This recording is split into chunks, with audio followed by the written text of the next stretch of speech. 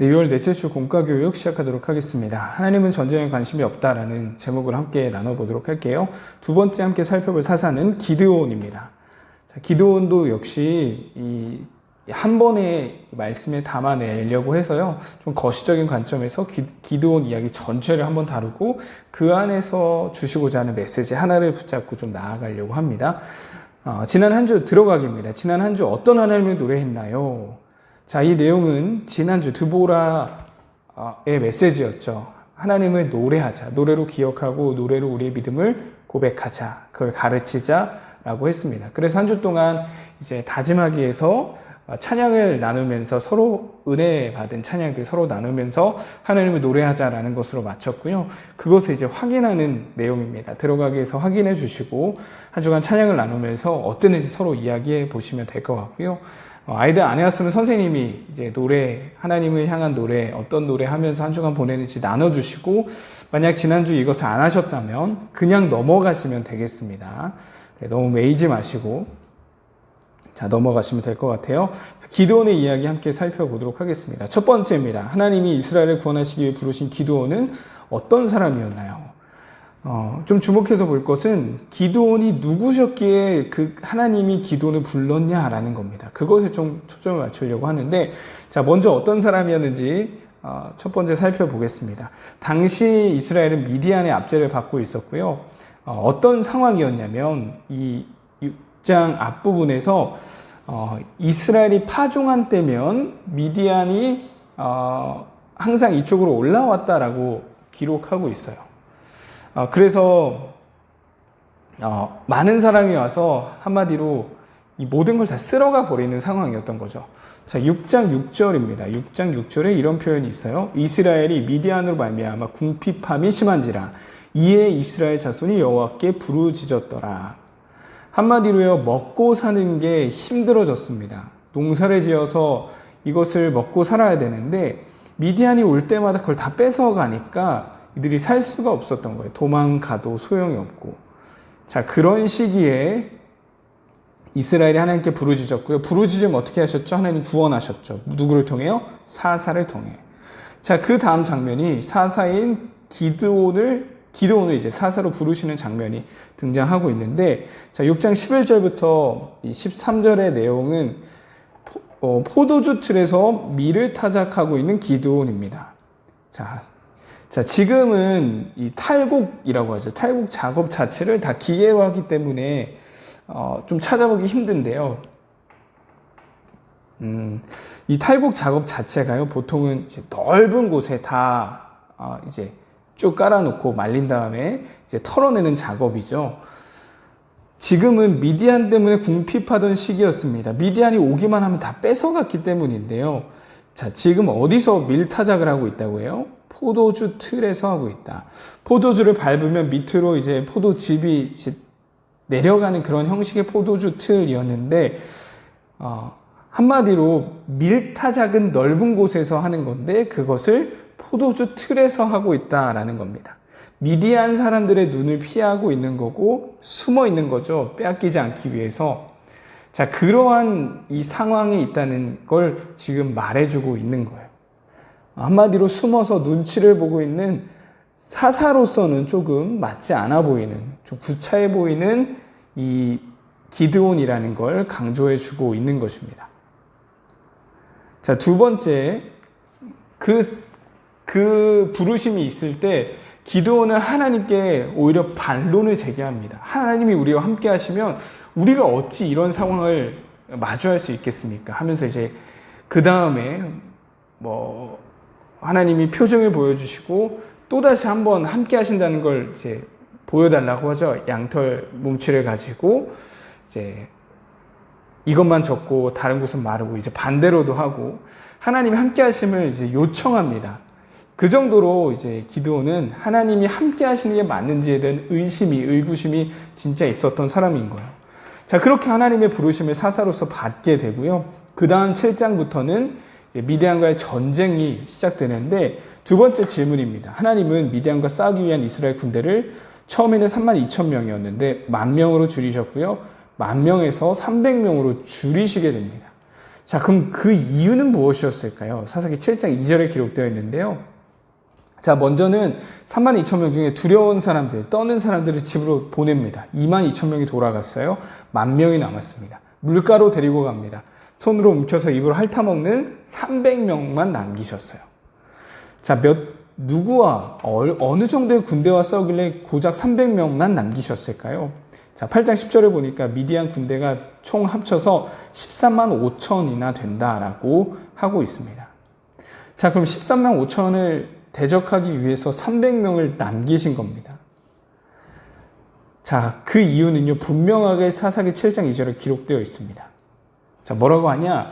여호와께서 기드온에게 이르시되 너를 따르는 백성이 너무 많은즉 내가 그들의 손에 미디안을 넘겨주지 아니하리니 이는 이스라엘이 나를 거슬러 스스로 자랑하기를 내 손이 나를 구원하였다 할까 함이니라.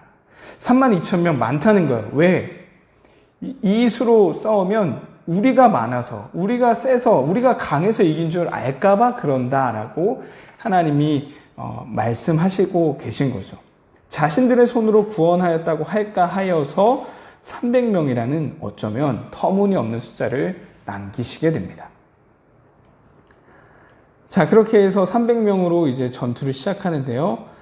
자, 3번입니다. 미디안과의 전쟁에서 사용된 도구 무엇인지 16절부터 기록되어 있습니다. 자, 300명을 세 무리로 나눕니다. 그리고 각각 나팔과 항아리, 비어있는 항아리, 이 항아리 안에는 횃불이 숨겨져 있었죠. 이들이 미디안 진영에 쳐들어갔을 때는 한밤중이었고요. 그리고 보초들이 이제 교대하는 시간이었습니다. 그때 나팔을 불기 시작했고 항아리를 깨면서 그 안에 있던 횃불이 드러나기 시작했어요. 그리고 외칩니다. 여호와를 위하여, 기드온을 위하여, 여호와의 칼이다, 기드온을 위한 칼이다 라고 막 소리치면서 이 횃불을 들고 이 미디안 진영 자체를 둘러싸게 됩니다. 자, 그 결과가 어떻게 되냐? 이 미디안 군인들이 서로 싸우면서 도망치기 시작했다라고 하고 있어요.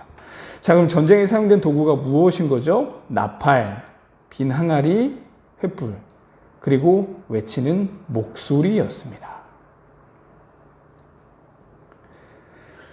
자, 이제 좀 정리해 볼까요? 자, 첫 번째, 하나님 누구를 부르셨습니까?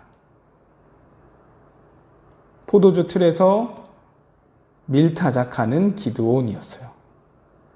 자, 두 번째, 하나님이 군대를 32,000에서 300명으로 줄이셨습니다.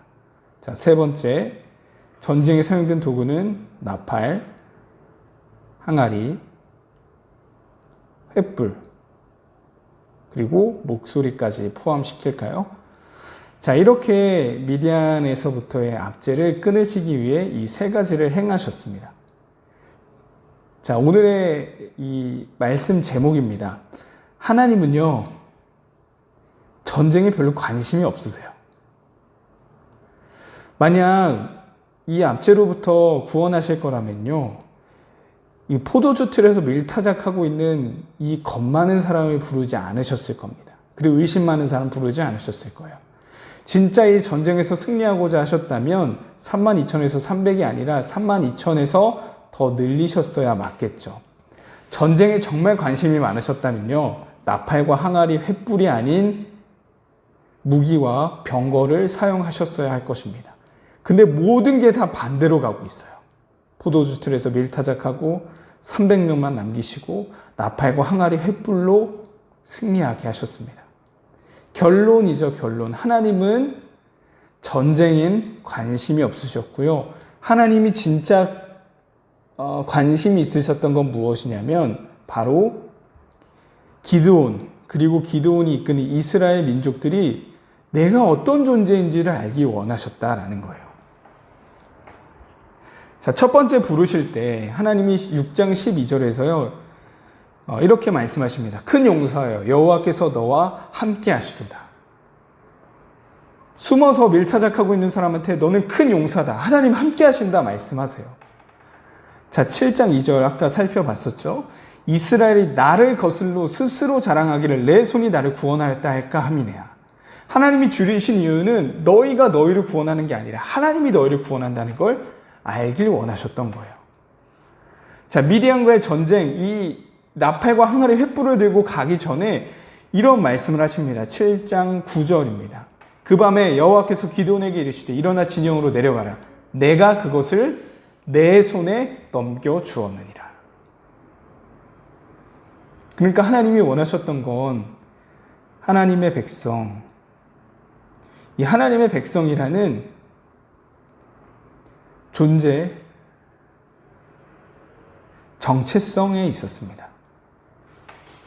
하나님의 관심은 전쟁이 아닌 그것을 통해 이들이 자신들의 정체성을 알고 살아가길 원하셨다라는 거예요. 우리 말씀을 통해서 지금 이 시대도요, 우리가 살아가는 이 시대는 우리의 삶의 존재를 무엇으로 나타내고 증명하고자 하는지에 대해서 살펴보려고 하고요. 네. 이건 좀 설교 시간에 좀 나누도록 하고, 하나님이 원하시는 건 내가,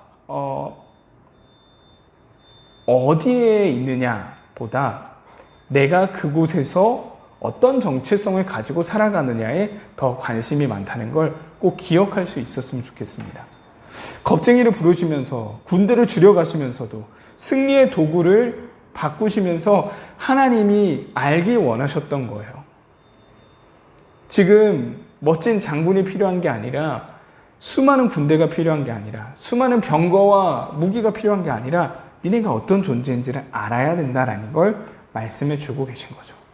어떻게 보면 이 모든 것은 사사기의 전체 주제와도 같습니다. 정체성, 이 하나님의 백성으로서의 정체성이 더 중요하다는 것.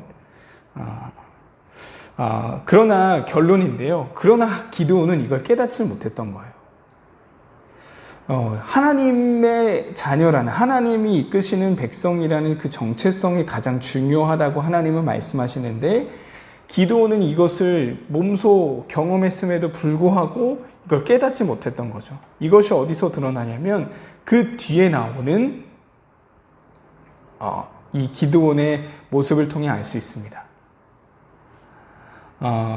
기드온은요, 그 뒤에서 이제 백성들이 이 전쟁에서 승리한 다음에 미디안 방백들까지 기드온이 다 무찌른 다음에 우리의 왕이 되어 주십시오, 우리의 지도자가 되어 달라고 하거든요.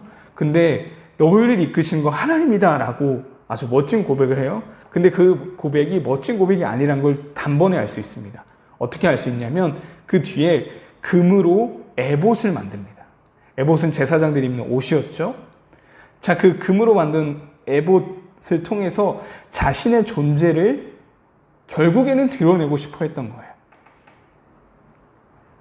자, 이것을 통해서 여전히 이 불안해하고 자신의 존재를 하나님의 백성으로 두지 않고 외부로부터 어떠한 이 상징적인 것을 통해서 나를 드러내고자 했던 기드온을 통해 이 사사시대의 현실을 또 한 번 보여주고 있는 겁니다.